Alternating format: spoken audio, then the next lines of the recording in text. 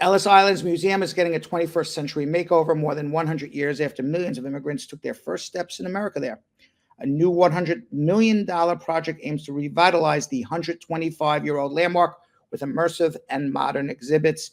The famed island, located in New York Harbor, first became a processing center for immigrants in 1892, and until it closed in 1954, every immigrant who came to the United States of America went through Ellis Island to be processed. It was the only immigration center in the entire United States of America. And why? Because prior to 1954, people were not flying to the United States.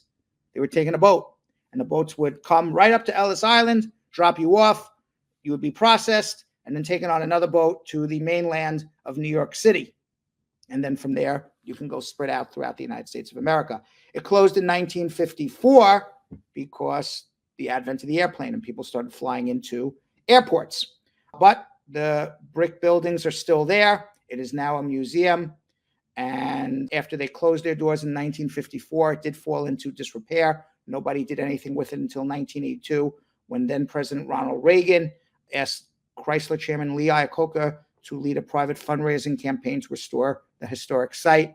And after millions of dollars in restoration work in a public-private partnership between the foundation and the National Park Service, more than 50 million visitors have passed through its doors. It is now a museum open to the public, and it will be getting now a $100 million project makeover.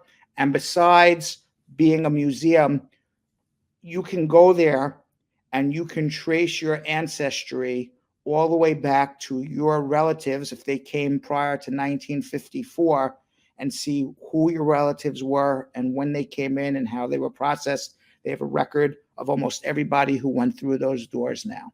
So that should be fun if you ever visit New York to go see there. I went there once. It's a great trip. You go to the Statue of Liberty, then you go to Ellis Island, and it's a full day, and you do a full circle, and it's a really fun day, especially if it's a nice sunny day. Don't go in the rain, because then it's miserable.